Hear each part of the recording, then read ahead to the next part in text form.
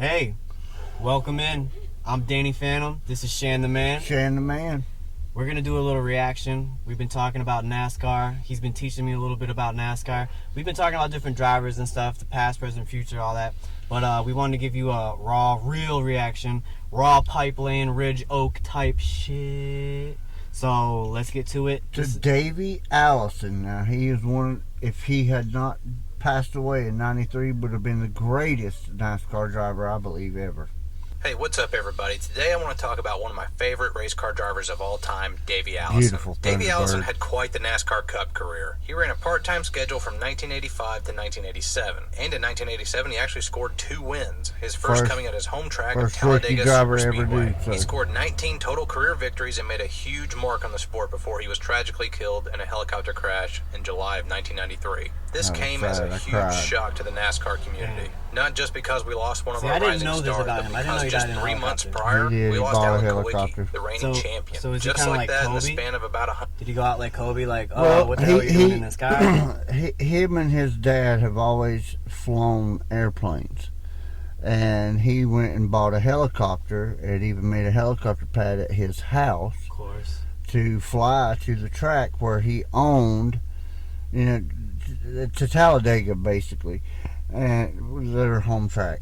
And he owned his own Bush series, which is the second tier series. Gotcha.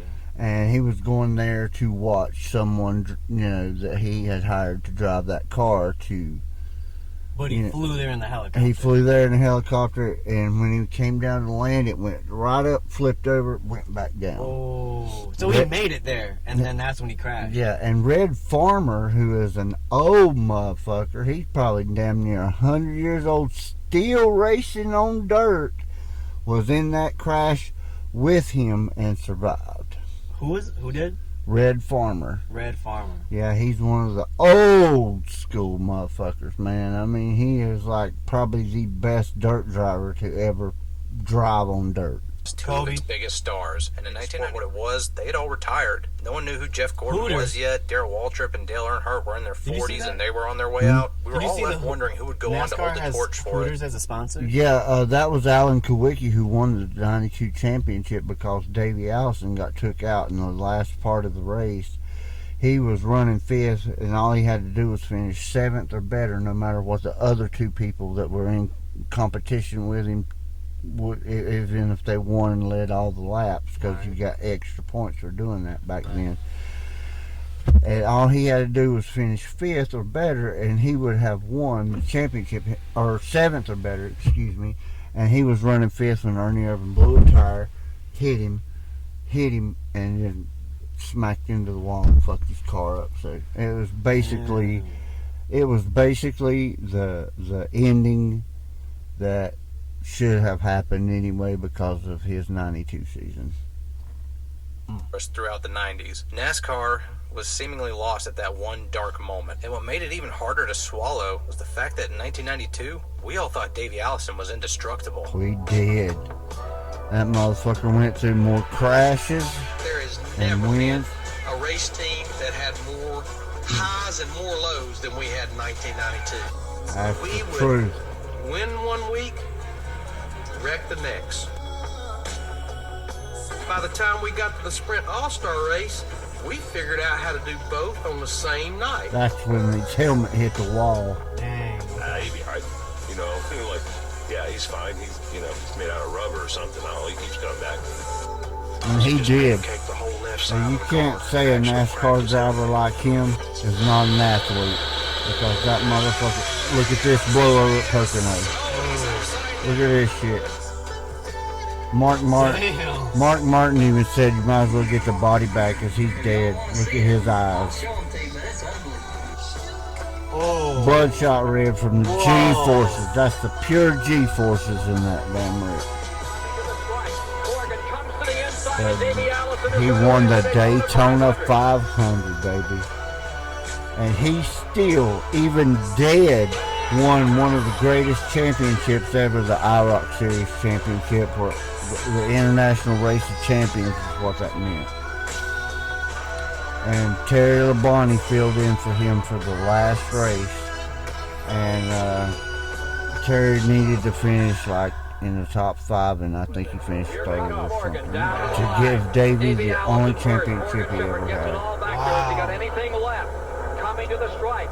Morgan comes to the inside, and Davey Allison is going to win the Daytona 500. He finished second to his daddy in 1988, which I think he could have actually passed his daddy because the 87 and 88 Thunderbird was the greatest race car Davey Allison's ever 1992 built. season started off about as well as it possibly could for anyone. He won the first race of the season, the biggest race of the season, the Daytona 500. Well, Davey was clear and out the favorite to win the championship that year. Back then, the champion was decided by whoever had the most points at the conclusion of the final race. There was no chase, no cutoff, no reset, no eliminations or knockouts back then. Every race mattered. And Davey had just finished the first 5 races in a row without ever falling out of the top 4. But he couldn't just coast out for the rest of the season either, because at this point there had only been 2 winners all year. So good, well, Davey Allison had only won 1 race, so that meant the other guy had won the last 4 straight. He had someone hot on his heels, and that someone was none other than the 1988 champion, Bill Elliott, and his car owner, Bill Junior from Johnson. Dawsonville. If there was ever a kingmaker in NASCAR at that time, it was Junior Johnson. The man had 50 career wins as a driver and 6 championship titles, but after the race, it was revealed that he had 2 cracked ribs. The next race was just 1 week later at North Wilkesboro, another short track. Rookie that year, Jimmy Hensley had practiced and qualified the car, and the plan was for Davey to start the race and for the team to swap drivers at the first opportunity. It's still a rule in NASCAR all day on that unseasonably warm day in April, decked out in full fire suit and with a helmet on, sweltering in the heat,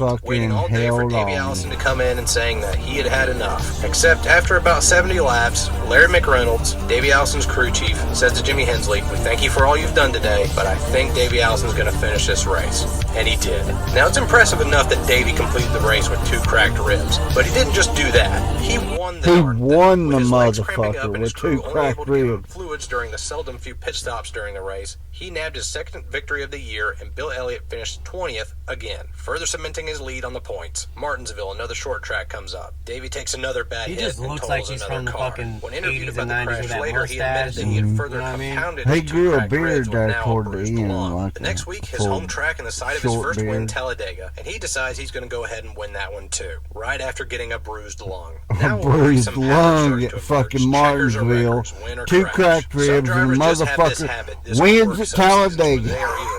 Damn, that's a fucking driver right there. That's Oak Ridge right there. If they never beat Alabama game. At the same time. Davey Allison coming up, but I don't think will be a factor. Now watch this shit. He's running 3rd on the final fucking lap and wins the goddamn race. Kyle Petty touches Dale. Well, he didn't even touch it. He just got him loose for the air. That's the aerodynamics problem.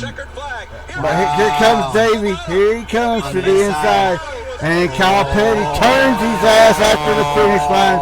That's when his helmet hit the fucking concrete wall at 185 miles per hour. Really?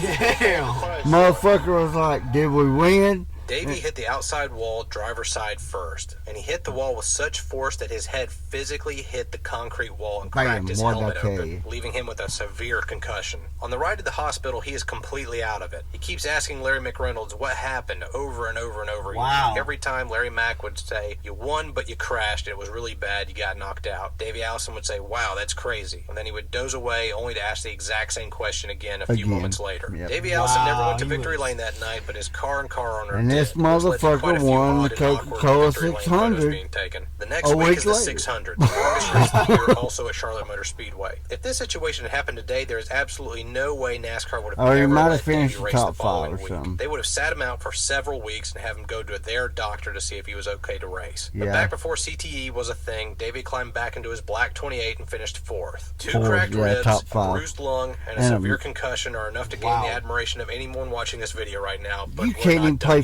football like that. You can't play baseball. You can't play basketball. You can't play nothing. But this motherfucker's driving a race car at 200 miles an hour with all that shit and finished top 5. Davey Allison wins at Michigan in dominating fashion in June, leading 158 out of 200 laps. He's starting to get a real upswing going. 5th at Pocono, 10th at Daytona for the 400. But during the 2nd Pocono race, that all changes. Oh, this is the bad one. Pocono? Yeah, because Darrell Waltrip is his. Which one is him? That's Davey. Darrell Waltrip, that son of a bitch right there. Gotcha. I hated Darrell Waltrip after that. Now, this motherfucker already hurt, man. He already hurt. What is that right there? Guardrails? Guardrails, yeah. That's the inner guardrail. He was was over flown that. out of the speedway to the hospital. Larry Mack and Robert Yates, the car owner, meet up with him in the medical center, and it's not good. He has a broken wrist and a broken forearm. But even worse looking than that is the swelling from the intense G-forces he took from the flip. His face is swollen so bad that his friends and family can barely see his eyes. That's tough. According to Larry Mack, that's tough as shit right there. How many times did he crash this season? Even more grisly oh is that he shit, has a bunch, several but he blood won vessels in his just as eyes, much as leaving he them bloodshot crashed. red. Davey dismisses Larry Mack and Robert Yates, telling them to pack their stuff and head back to Charlotte to get their next car ready for the next race, Talladega again. His he eyes finishes are third. fucking No bloodshot no red, He man, runs the from the entire race and gets the G-forces. points lead back. He would go on to lose it the next week at Watkins Glen with a bad finish of 20th. But After you see that basically goes motherfucker with a eye for eye smile on with his Elliott. face Neither every of them can time get you a see leg him. up over the other, or even really put together And a the good string of greatest finishes. thing about For every him- top 5 or top 10 they get, Pause they a each second. finish outside the top 15 or wrecked. When he won a race at Talladega, there was a kid that had a really major surgery done that saved his life. Alright. His favorite driver, of course, was Davey Allison. Davey found out about this through, I don't know how, but he found out that this kid was his big fan. Right. Yeah. So he goes to that kid's hospital room and says, and visits with him and sits there and hangs out with him for like an hour and a half. And says, "Is there anything I can do for you?" Just check this out now. He actually paid the doctor bill too. But the thing about it is, he asked that kid. Now you won't find this online nowhere because it don't exist. It was in a magazine that I had for many years.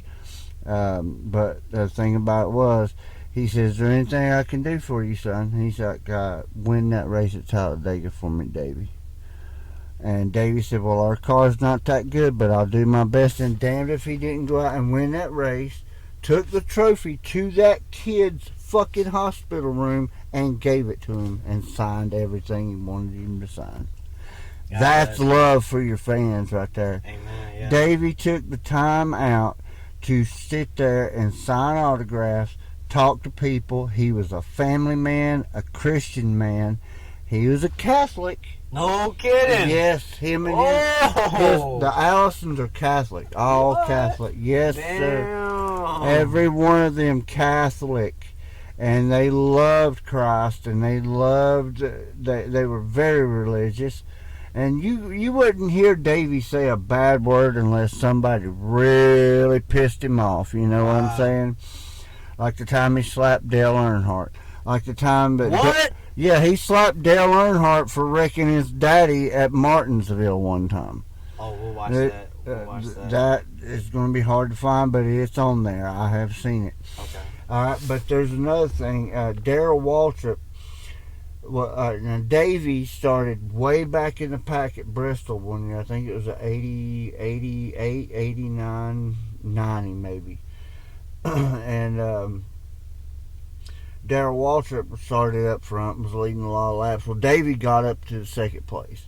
Davey was trying to pass him on the outside, which is very hard to do at Bristol, no matter if it was asphalt back then or concrete today.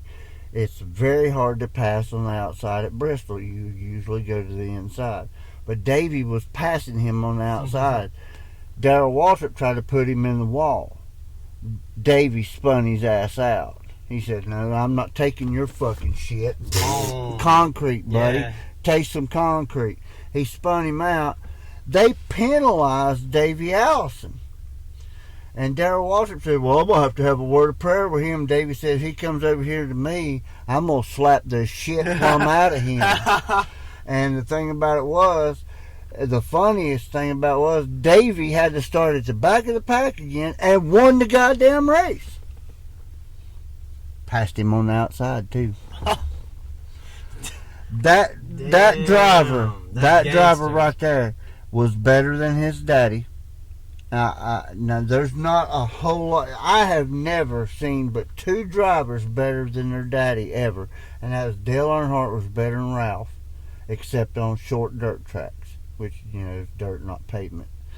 And Davey Allison was better than his daddy Bobby. Even though Bobby has a Winston Cup championship, which they called it Winston Cup back then, they call it, the Cup Series now. Right. And, it's got like 4 different sponsors. But anyhow, Davey and the way they do the championship now is so ridiculous. It's just so stupid.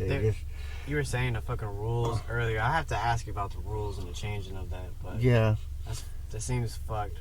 It's like baseball. They just are fucking with all the while a young upstart. If it ain't broke, don't fix it. Amen to that. Bit by bit, just hacking away with And consistent that was another good driver right there, Alan Kulwicki. And going into the second to last race of the season, the best thing that could happen Polish, for Davey happens. But he wins his 5th from, race of the year at Phoenix Wisconsin. Raceway, while Bill Elliott finishes outside the top 30. He was an Our hindsight of engineer. events that played out during the last race in They say 1992 it was hard to obscured a work perception for of him how things were because he playing out wanted at the everything time. perfect. Everyone remembers Alan Kulwicki running down Bill Elliott and just nudging him out for the champ. If the top 3 crash out, it's basically a crapshoot between Mark Martin, Harry Gant, and Kyle Petty. 1992 Harry 500 at Atlanta Motor Speedway is jam-packed with high tension from one end to the other. I could go on for an hour just talking about this one race alone, but for today, let's just talk about Davey Allison's then, race. most of your Davey has to drivers finish was 5th from or better North to clinch the Carolina, South championship. Carolina, No matter what Allen or Bill Alabama, do, or a Georgia. 5th place finish cinches it for Davey. However, Davey gets the rear end of his car scuffed up on a wreck on the first lap. It's not much, but it's enough to slow him down to a 10th place car. Meanwhile, Allen and this race,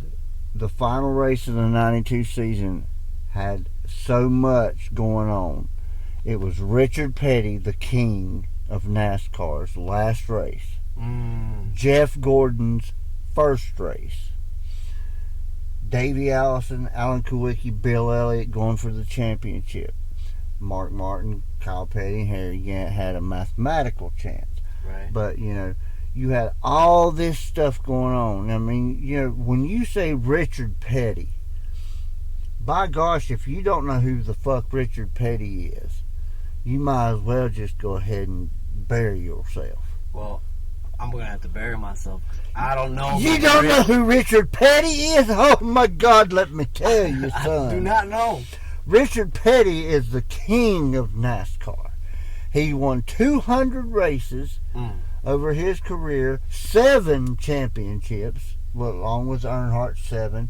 We don't count Jimmy Johnson's because they're not championships that Earnhardt and Petty won. Gotcha. Even Kevin Harvick says that.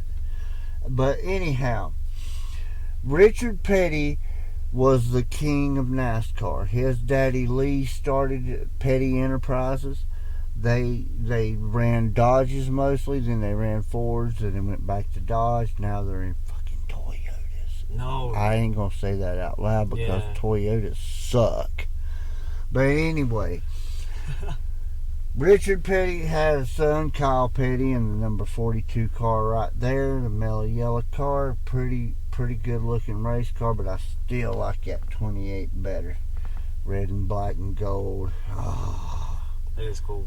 That Thunderbird. But Alan Kulwicki, he was the underdog, right?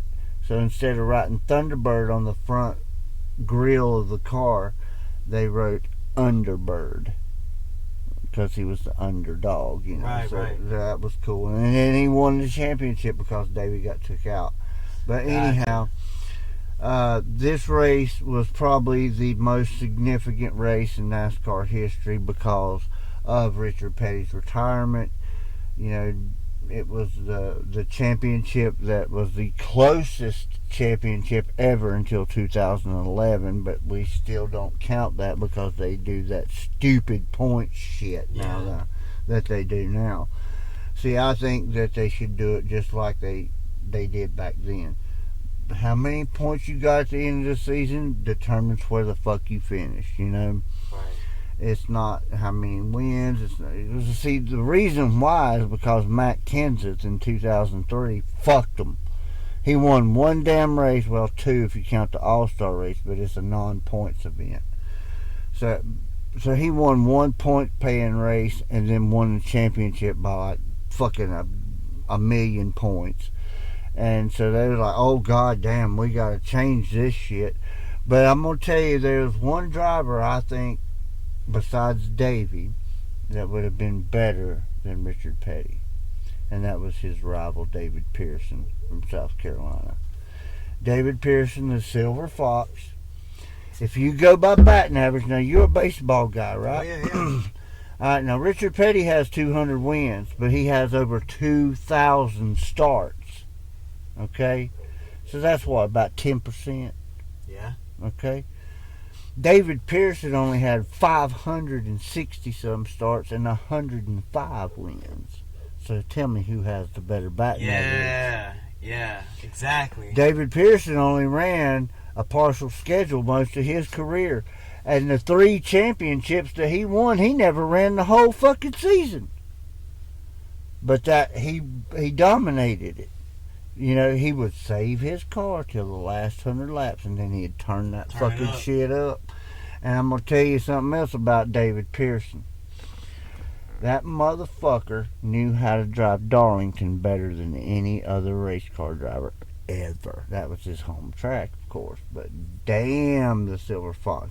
And in Morganton, we passed it the other day. Yeah. That race car sitting up on that damn ramp, that's David Pearson's fucking race car. It's a Mercury Cyclone, yeah. Damn. For the Wood Brothers, number 21. Now, he ran for Holman and Moody, too, you know, Holman and Moody, Carroll Shelby, even Bud Moore. Really? Shelby? Yeah, Shelby. They're the ones that built the GT40. Right. But Shelby had a lot to do with the 429 Cobra Jet. That was the answer to the Hemi. And they put that in a Torino Talladega and a Mercury Cyclone, which was basically the same car. But, you know, Mercury is just Ford's other brand, you know. Buick is like, you know, General Motors and Chevrolet and Pontiac. So you had all that. But the 429 Cobra Jet, when they put that, they called it the Torino Cobra and the Mercury Cyclone spoilers. And, man, over 200 miles an hour without that bullet shaped and that great big wing that the Dodge Daytona and Superbirds had, the Plymouth Superbird, which was a road runner, pretty much. Alright, let's continue with the video. Bill are running 1-2 all day long. Davey has another problem later. The crew of the brand new number 24 car, Jeff headed by Gordon, young had Jeff to Gordon, fuck him making up. his very first start, have left a roll of duct tape Duct on the tape. deck lid of their car. Duct tape fucked up his car. It just was, man, it was a Ray suck a tough dick day ham. because we left a roll of duct tape on Jeff Gordon's deck lid, gay. and it fell off the Jeff track. Gordon's gay. At Davey least that's Allison what hit. them Lonely Earnhardt fans always say. They swear he's using Vaseline on the 24 Chevrolet. Jeff Gordon's gay. He must be gay. After some mid-race shuffling on a long green flag stint, they are running in 5th place, right where they need to be when disaster strikes. And that's when it struck. And that's what pissed me off too. I mean, I was madder than fuck when that happened. He hit him, and Davey goddamn got into the crash. Had nowhere to go. They fucked the rack and pinion completely up. The whole front end was fucked. They had to go behind the wall. His car looked like his season, you know, at the end of the race. He finished the fucking race, though. Wow. Broke a tie rod's what it done. And just like that, Davey Allison's 1992 championship quest is over. All the injuries, See all the how wrecked it tires cars, a all the boat out like heartbreak, that, and broke. they come up just short. Davey Allison's That season motherfucker is over. right Well, there is the not toughest quite. He son and of his a crew bitch make it that a matter of pride to NASCAR finish has the ever race. fucking They rip seen, everything and I down, don't give fix a the steering, shit and send what the car anybody back out to says. the I ground will for the fight last it. few laps. I will They finished the argue race with and you finished the season till the bruised, damn day of battered, my and beaten, death sitting in third that and Davey fourth till it's all Allison said would and have been done. the greatest 1992 driver would be to the shit last full between season shoe for both leather Davey Allison and ever, the eventual and champion he'd that live. year, Alan Kawicki. The 1992 Daytona 500 I mean, winner look at and the that beat up 1992 series motherfucking car. champion, He still got respectively, out there would and die in finished the aircraft fucking accidents race. just a few months apart from one another. Perhaps then it's Ain't even got a oddly fucking funny hood how the on biggest it. stars won the two Ain't even biggest got a prizes fucking that hood year. on it. They will forever be remembered for those accomplishments that year. And hopefully with Yep, this video, Alan I can help Kawicki. in some small way to build up their legacy. You can They slap deserve it. shoes. They I were tell taken you from the what. race Shout field out to just Slap way too Shoes. soon. This Anyway, I'm motherfucker Slap can Shoes. make some Thanks for NASCAR listening, and I'll videos. see you next time. Yeah. He is good about what he does. Yeah. I have been a fan of his forever. Now this blowover at Pocono, man, that is one of the worst NASCAR crashes I've ever seen that a driver has lived through. Now, most of the time you crash like that, you don't walk away from that. You ain't flown away from that. You don't return the next week from that shit. They talking about Beetlejuice. He had to have a they had to Velcro his fucking hand to the gear shifter, dude. And they had an H pattern gear shift. 4-speed. I think Davey would have definitely been a champion over several times, probably. Who knows, I might not be 7-time champion if he's still alive. See, even Dale Earnhardt says it. Now, if Dale Earnhardt says that he would have been one of the greatest, and then I'm saying it, then you know, by God, that I ain't lying. So, how would I find where Davey Allison slaps? What would that be like? Well, it would be hard to find on here because they don't like to show fights that much, and except for the newer fights. Now, that's what got NASCAR really popular in 1979. You believe that? The fighting? The fighting between... Who's he slapped? In 79, you had Bobby Allison, Cale Yarborough, and Donnie Allison fighting because Cale and Donnie had wrecked. They were 1 and 2 for the Daytona 500, the biggest race of the season. And you have them two. Oh, here we go. Hold on. Tell me if this is it. See, we were snowed in. It had a nor'easter. Okay, you know what that is, right? In 1979. President's Day weekend, 1979. A low-pressure system bursts into existence over the eastern seaboard, dumping 22 inches of snow on Washington, D.C. and the surrounding area. All the way down to the south, too. And for the first time, everybody, all they could do was watch TV. And this was the first race from flag to flag. And they're used to, they just do, the last half of it or something. Along with other innovations, such as low-angle cameras in the corners, and the very first in-car camera. Wow. Yes, the first in-car camera Benny Parsons had it in after his it car. rains the previous night and into the morning. Because of the storm, NASCAR has an unexpectedly captive audience for its biggest Big audience, because they didn't have nothing else to do that fucking weekend. There was no football left, no baseball, no basketball, so they watching the race. Donnie Allison, which is Bobby's brother, which is Davey's uncle.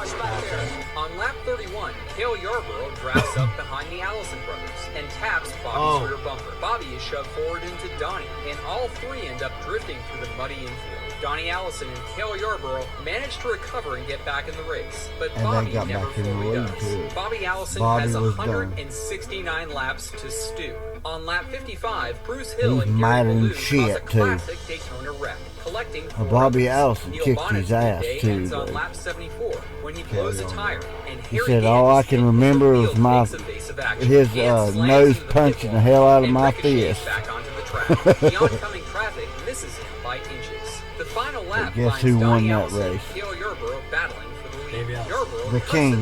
This is before Davey. Donnie dives down to block, though he'll swear later he never so Davey Allison really came from a whole NASCAR family. Yes, sir. They tangle up the track and into the wall, and suddenly Richard Petty, who is 17 seconds back on the previous lap, has nothing but Richard Petty won the race. His 6th career Daytona. But they didn't really give a shit about who won the race. They were watching the fight in the infield of the damn turn. There it is. Yep. Is done stewing. Donnie and Cale Yarborough have come to a rest in the infield. So Bobby stops to pick his brother up. Runs over, swinging his helmet through Bobby's window and claiming that and then Bobby decided, "Well, you motherfucker, and you don't fuck with them Allison boys." And then there goes Donnie. Donnie clocked his ass too. And Donnie was a big, is a big motherfucker. This is the way Donnie they end up in the crazy and the as hell, drivers too. are fined $6,000 apiece. But America Which can't is get a lot enough. of money In back the space then. of a minute, they'd gotten their first taste of the sport, the king at the top of And the then world, that's and a when it brawl in the started. infield, and they want to see more. Hi, I'm Parker Kligerman. For more access like this from Pit Road, It's hard be sure to find click. the one. I think it was the 1991 Daytona 500. See, Davey was in the lead, and Dale Earnhardt was already laps down. Davey was putting him another lap down, and Dale Earnhardt wrecked him. And in the infield, they kind of got into it a little bit, and Davey hit him there. But it was Martinsville, I think. It might have been somewhere else. Is it Ricky Rudd versus Davey Allison? No, that was one of the road courses that Davey they gave Davey the win because he was leading and Ricky wrecked him on purpose. Oh, here we go. Davey Allison and Dale Earnhardt crashed 1991 Daytona 500. That's a break for Ernie Irvin's chances to win the 500. And there's trouble off the turn, too. Ernie Irvin in front and Davey Allison, and Davey had that race won. Davey Allison, both out of this race. I think Davey did. Davey on the outside, Earnhardt down on the inside. I mean, it really wasn't Earnhardt's fault. I mean, he got loose. He couldn't help it. And he got into Davey, but Davey was pissed, you know, because this motherfucker's running 2 or 3 laps down to the leaders. So that means you ain't got no fucking chance of winning the race. You're supposed to back off and let the leaders go by you. And he didn't. And Davey got pissed and slapped the shit. Oh, that's Dale Earnhardt's death. Where Ken Schrader has climbed from his car. We'll react to that on another one. But yeah. Dang. Okay. Well, I'll see if I can't find the actual confrontation here. Maybe they didn't happen, or maybe it didn't get filmed. Well, you know, like I said, it had pictures. It was in a magazine. Gotcha. And you know, I didn't really watch that race per se. But I do know that Dale Earnhardt had wrecked Davey's daddy, and it pissed Davey off so bad that he got out of his car during a red flag situation whenever and slapped Dale Earnhardt. And now see, Dale Earnhardt to most Southerners is the greatest NASCAR driver ever, and I don't take that away from him. All right, Dale Earnhardt was a hell of a race car driver. He was a man's man. He was a working class hero. Ain't no doubt about it. I love Dale Earnhardt myself. You know. Raise hell, praise Dale. Yeah, that's right. But there was a few drivers that did not take no shit from Dale Earnhardt. Davey Allison, Rusty Wallace, and Jeff Gordon? No. Bill Elliott. Bill Elliott didn't take no shit from him. It was mostly because see, you got these manufacturers. What used to be said was, you win on Sunday, you sell on Monday. So if you won in a Thunderbird on Sunday, the Thunderbirds were selling on Monday. If you won in a Chevrolet Monte Carlo or Lumina on Sunday, then that's what sold on Monday, or Sunday, then that's what sold on Monday. But you know, it's like I don't know, you know, it's kind of, you know, not like that anymore. But even though the cars are looking more like your street cars now than what they did even back in the 90s, however, the rules are so fucked. Yeah. I mean, even slap shoes. The guy we just watched the Davey Allison thing, he has the perfect way for a NASCAR championship to be done. It takes some of the old school, some of the new school, mixes them together, and gets rid of the playoff shit. Gets rid of the playoffs. Is for baseball, basketball, and football. It's stick and ball shit. Right. Okay? And I take that away from nothing. I used to play football. I love football. I love baseball. Hell, I'm a Braves fan. I'm an Las Vegas Raiders fan. Yeah. And, you know, in basketball, I've always been a Bulls fan because of Michael Jordan. He came from my state. He's a Tar Heel, you know. Right, I mean, right. You know, MJ probably one of the best that's ever to play. Damn, that's why he came back to the Hornets. Probably so. But I think there was a better player than a lot of people. He's a little underrated. Larry Bird, I think, was one of the greatest players, because that motherfucker would elbow you right in the fucking mouth and not give two shits about it. But you know who's more badass than Larry Bird? Davey Allison. Davey Allison, yeah! Now, Oak Ridge. Now, Davey, I'm telling you, in 92, that man got hurt more times than a Navy fucking SEAL out there trying to kill but got his ass whooped instead. I'm telling you, this man got hurt so much and still won races. God damn, this motherfucker was strong. I mean, that is, if that ain't tough, I don't know what is. Physically tough, mentally tough, spiritually tough. Absolutely. And that man right now, you know why he's not with us anymore? Because he took chances. Well, the thing about it is, God needed a race car driver up there in heaven. Yeah. And so he decided, well, I'm going to get the best of the best. I'll take Davey right now. And then he said, well, you know, I'll take Dale Earnhardt with, you know, several years later, and just sit down and watch them race with each other. But, you know, I guarantee you, Davey's won more races in heaven. Davey Allison is champion in heaven. Yeah, but I'm going to tell you another thing about, let's see, Mr. Pearson.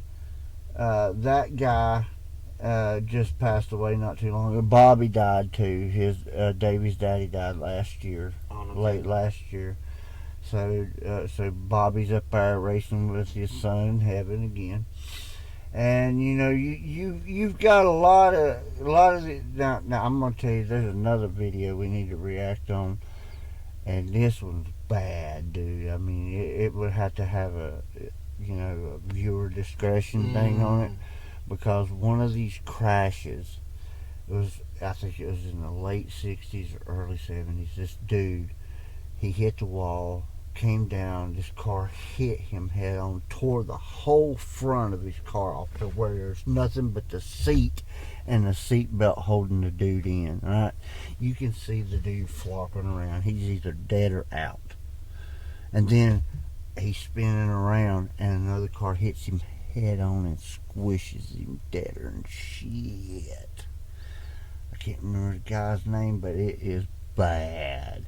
Okay. Well, I'll remember that, and we'll react to that, and then. But I think the next thing we should react to is the rules, because I still don't really understand the rules. So we'll do the. I think the next video we'll do is our buddy here, and we'll fucking, what was his name? The guy who Slap Shoes. Slap Shoes. Shout out Slap Shoes. Shout out Slap Shoes. Yes. I love you, man. I've been a fan of yours forever. I have a new YouTube channel because my old phone broke. I don't remember passwords. Other phone got stolen. Don't remember passwords again. So this is like the third motherfucking time I've tried this shit. Yeah. So hopefully I got a thumb print lock on the motherfucker now. So, you know, ain't nobody getting in my shit, period. But the thing about it is, Slap Shoes is the shit, man.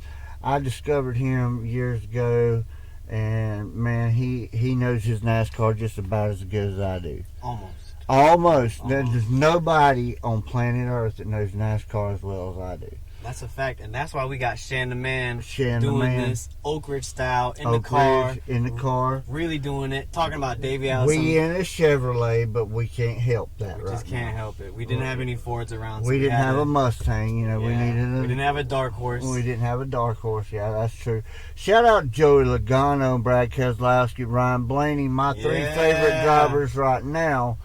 You know, I mean, we'll go into them too. Yeah, but the rules today have changed so much from yesterday that a lot of fans left. Okay, now some of them starting to come back a little bit because they're starting to do things a little better. Right. I think, you know, I mean, But since Dale Earnhardt's death, in 2001, there has not been a driver to die in a NASCAR in the top 3 divisions. I have heard that. They got a lot safer, yeah. They did. The Hans device have saved a lot of people's lives. And that is a great piece of equipment that keeps you... Because a basal skull fracture is your main cause of death. And that's the base of your skull. That's from hitting breaking. It back, right? That's from like the super whiplash. Right. It's like super whiplash. It breaks your fucking neck and head. The Hans device keeps you, and then they got like this, the roll cage and everything. It's like the cockpit of an airplane. And so the only thing that's going to move is your head from side to side. And they got a thing right here to hold it right there because of the G-forces constantly, going into the curves. However, you got 7 road courses now where we only had 2. I'm not a road course fan in NASCAR. Some of them I like Watkins Glen, Sonoma, maybe even Road America. I like that one. But the rest of them, especially the one they made in Charlotte, can suck a dick. They ain't worth a crap. They're boring. Well, that's the thing. It's kind of like golf, where it's like you got to know the course. Certain drivers know courses better than others. Absolutely. You know what I mean? Absolutely. And that's why some drivers do better at certain tracks. Right. Of course. And as you learn NASCAR, my friend, you will come to like it. But I already like it. It's just trying to like understand. It's kind of like hockey, where it's like I like watching it, but like you don't understand. I don't understand it. You know what I mean? I like watching it. It's entertaining. Well, but I just can't get my head around like why the fuck is this happening? You know, the or like point system. The point system, I think, is kind of stupid now. So sounds stupid. What I think they should do is say, hey, this dude won. You can have up to 40 drivers in a race at one time. It used to be unlimited. You could run 150 drivers in a race if you wanted to. Wow. But, 40 drivers is the max. It used to be 43. They cut it back to 40. They have a charter system now, which is 36 charters. That means you get to start that race if you own a charter, no matter what happens. No matter if you go out there and crash during qualifying, you start that race. However, you got a few that can get in on time, but whoever's fastest gets the pole and so forth and that. I think how they should award points is they should award 40 points to the winner, then 39 to second, 38, 35, 34, 33, Right. And then if you lead the most laps, you get an extra 5 points or an extra point, whatever. If you happen to lead halfway or something, you get an extra point. Or, and they have stages now. Yeah. Which I think they should get rid of. That's just stupid. Because they'll run like 80 laps and then stop and pit and all that shit. And then, you won stage 1. You won stage 2. Well, that don't fucking matter. It's stage 3 or stage 4. The last stage of the race, that matters because that's where you say, hey, I won the fucking race. Yeah. This guy won stage 1, 2, and 3. But, they have 4 at Charlotte. It's a 600. Damn. Okay. But I won stage 4, and I won the goddamn race. And you won the first 3 stages, but I won the last one, and I won the race. That don't make no sense to me. That's like wiping before you shit. It don't make no sense. However, I think they should get rid of the stages. They should do points like I suggest, or like Slap Shoes. He's got a good idea. And I'm just basing mine a little bit off of his. I think the winner of the race should get the most points, of course. Then second should get the second most points. Yeah. And then, and at the end of the season, whoever's got the most fucking points wins the goddamn championship. I mean, that's hard to argue. I'll tell you what. Let's wrap this up. But let's do the next video we'll do. since I still got like the questions about the points and stuff, we'll watch the Slap Shoes video on his points. On his points. Because I think that'll be the next thing. We start with Davey Allison. Let's get into like some technical stuff, and then we'll kind of go back to some funner stuff. Oh yeah. Now the technical shit I can get into well too was the camber, the toe, all that shit, aerodynamics, track bar adjustments, all that shit. I know it, and man, I even applied it when I raced on the streets. Street racer Shannon. Yeah, I used to street race a little bit back in the day. That's funny. You know, but never lost a race. Was Pam ever your passenger princess for the races? Never with me. Never. Whoa. It was always my big fat buddy Willie. He was always my weight on that side. And that way I knew I had to wait. He was like 400 pounds. He'd be sitting in the passenger seat, and I knew I had grip over there. Damn. The bias was over on the right side, so I knew those left-hand turns. I had them in the bag, man. And dead man's curve. Motherfucking putting cat litter and sandbags in your car. Oh, dude, they used to put lead in motherfucking shit. They used to put they'd run. Man, Smokey Unick used to be the cheatingest motherfucker in NASCAR. Who? Smokey Unick. Smokey Unick. And Junior Johnson too. They get rules every year to how they had to build the car by certain specs. Right. The cubic inch of the motor had to be this way. The bore on it had to be a certain way. The heads had to be a certain way. Everything had to be to spec. Even the fuel cell had to have 22 gallons, no more, no less. But they would find a way to get an extra gallon or two of gas in that motherfucker. They'd run it up the roll bars. They'd run shit up the roll bars and have extra fucking gas in that shit.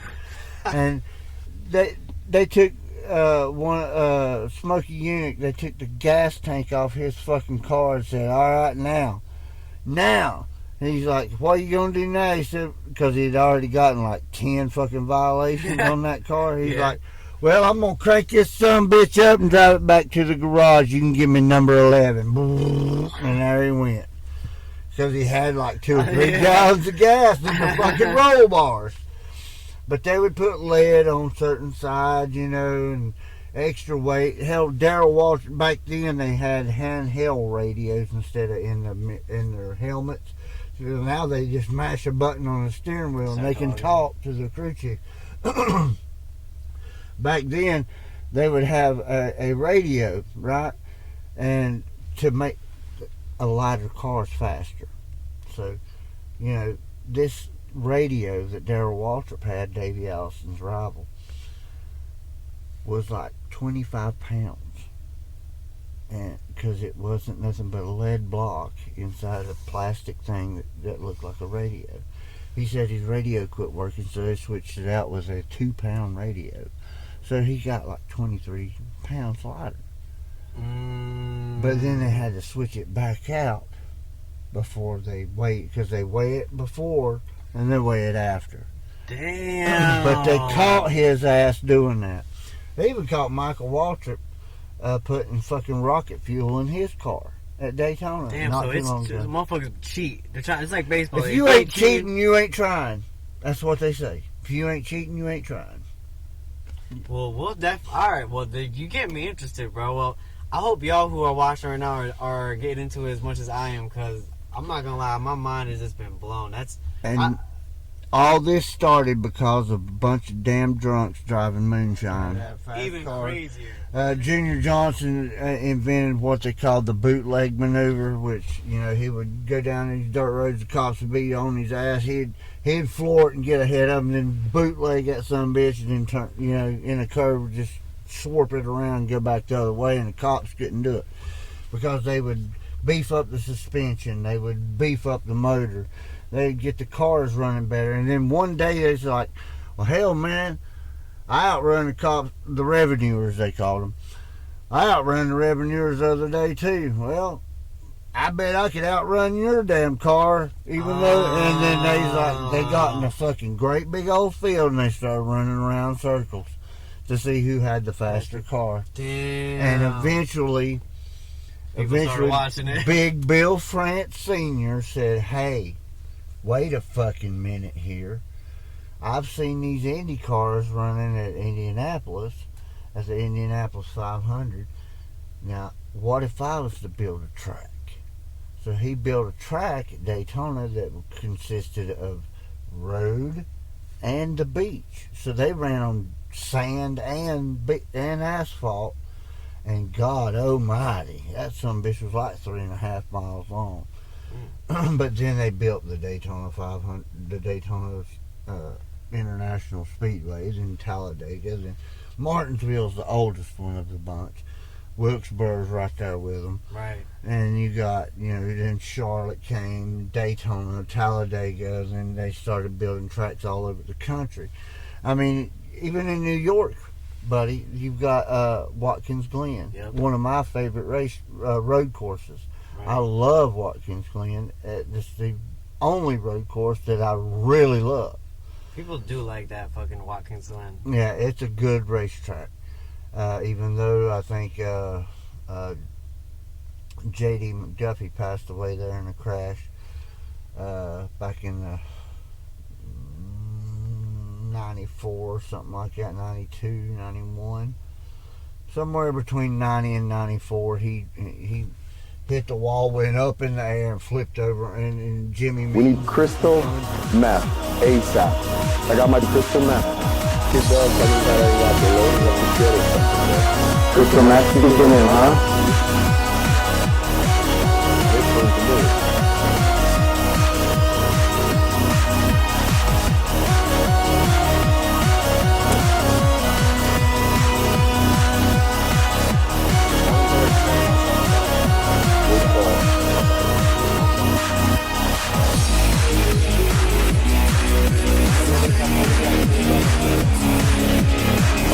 That Bubba, what's his name? Bubba Wallace. Bubba Wallace, he sucks. I don't like him. Even though he's one of my top 3 best friends. Brian Blaney and him are best buddies. Oh. Yeah, they're friends. But no. Yeah. What? Yeah, I mean, Bubba might have been okay if he'd have stayed in a Ford, but now he's in a Toyota. I won't pull for him. Well, he did that pussy shit with the noose. Yeah, I know. That was some bullshit right there now. That's bullshit. Even the FBI said that's some fucking bullshit. It's a banger. It's a goddamn garage door pull, man. Yeah. It's been there for 45 fucking years, man. But you want to think it's the news, and you want to make a big deal out of it because all this BLM bullshit going on. And he capitalized right at the right time. Yeah, he did. And I give him props for that. I mean, if I was half black too, I'd have said, yeah, motherfucker tried to hang my ass up in that motherfucker too. He didn't want me to race this today. But anyhow. Who was the guy that they were looking at got in trouble for that? You remember? Was it any certain driver that was whoa, he did that on purpose to piss Bubba off? I don't know if anybody really said anything like that because they all kind of just supported him and kind of, patted him on the back and said, sorry. Hey, man, sorry, buddy. I'd have been like, you dumb motherfucker, get out of my goddamn sport. You don't belong here. Let's go, Brandon. Let's go, Brandon. Hey, by gosh, that's where it started at, too, in the Xfinity Series, what used to be called the Busch Series, the second tier division. A dude named Brandon Jones won the fucking race. And then all the motherfuckers at the damn racetrack said, fuck Joe Biden, fuck Joe Biden. And the goddamn bitch from Fox tried to say, yeah, they're saying, let's go, Brandon. Duh, bullshit, bitch. We know what the fuck they're saying. You goddamn deaf, ain't you? You got goddamn taters growing in your ears or some shit? You don't know what the hell's going on. You might as well just go back to where you come from. You can't even report a goddamn victory lane, man. Damn. Yeah. Let's go, Brandon. And then somebody hollered at Joe Biden one time, said, hey, let's go, Brandon. He's like, yeah, man. And I was like, fuck you, dumb son of a bitch, Joe Biden. You about as dumb as a goddamn bag of fucking rocks. I tell you what, man, it's politics is I don't trust the government for shit. Don't care to. Had never cared to. I've been a conspiracy theorist ever since I was 15. I don't care much about politics unless there it is. All of our partners. Oh my God, it's just such an unbelievable. Fuck Joe Biden. Brandon, you also told me, as you can hear the chants from the crowd. Let's go, Brandon. Let's go, Brandon. That don't sound nothing like "Let's go, Brandon." Not at all. What did you learn? That's funny, fuck dude. Joe Biden. That is fuck you, Joe Biden, Kamala Harris, and all you damn Democrats. Damn. Now, I'm going to tell you right now, if you're going to like NASCAR, you better be red, because there ain't no blue in NASCAR. Yeah, well, unless you're Bubba. Well, you know what they done? See, they used to fly the Confederate flag at a lot of racetracks in the South. Especially Darlington and Martinsville, Charlotte even. I mean, they would fly them proudly. And then it got banned around that same time. But you know what some bitch done? Took his private little Piper airplane and put the biggest fucking Confederate flag he could and flew over Bristol Motor Speedway. And that damn Bubba Wallace looked up like, oh my God, the KKK gonna hang my ass today. Especially if I win this race. And he could, of course, the only time he ever won a race is when somebody wrecks or lets him win. I mean, motherfucker ain't got enough talent to piss a hole in the snow, let alone drive a race car. And I'm sorry to Bubba Wallace for that. Bubba, you suck. You can't drive. You've won, what, 2 races in your career? Fuck you, Bubba. I'll say it for you. Fuck you, Bubba. One of them was rain shortened, okay? You just happened to stay out and take the lead, and they called it. And the goddamn racetrack was damn near dry because it was already blowing the sumbitch off because they got these jet dryers that dry the track. Yeah. And now they got rain tires. So what the fuck? Get out there and race them with the rain tires on, Bubba. But man, I tell you right now, I'm 47 years old, about the time a NASCAR driver retires, like Kevin Harvick, another one of my favorites. But I guarantee you put me in one of those Dark Horse Mustangs from RFK Racing or Penske. You're fucking passing Bubba. I am beating his ass. I'm beating his ass. I'm lapping that motherfucker 3 or 4 times in 100 laps. Well, you know who else is fucking beating the shit out of Bubba Wallace? Johnny goddamn Joe. Johnny goddamn Joe, but Davey motherfucker. Oh, Davey motherfucker. Oh, shit. Bubba can't hold a light. Bubba can't even show up and tell him. Tell Bubba, you can't hold a candle to Davey Allison. You couldn't even wipe that motherfucker's ass. Because that sumbitch could drive circles around any motherfucker out there right now. And you couldn't do shit. Man, and Ryan Blaney, I love you to death, man. You one of my favorite drivers. Cut Bubba out, though, homie. But, dude, Bubba's holding you back, bro. He's holding you back. Call up Oak Ridge and we'll handle that. Call up Oak Ridge. We'll handle that Bubba issue for you. We'll take care of that. We got a garage door hanger for Bubba. Hey, this is DannyFannem Live and Shannon the Man. Shannon the Man. We'll be back. We will. This is episode 1. It's an hour long. We're breaking it in. We appreciate you being here. God bless. Love y'all guys. If I pissed anybody off, I do apologize. I'm not a racist, but I will say what I think. My mouth has no filter. Well, I'm the Davey Allison of racist. So, hey, Oak Ridge out, DannyFannem Live, Shannon the Man. I'll drop the links. Follow us. Episode 2 coming through real soon to a town near you.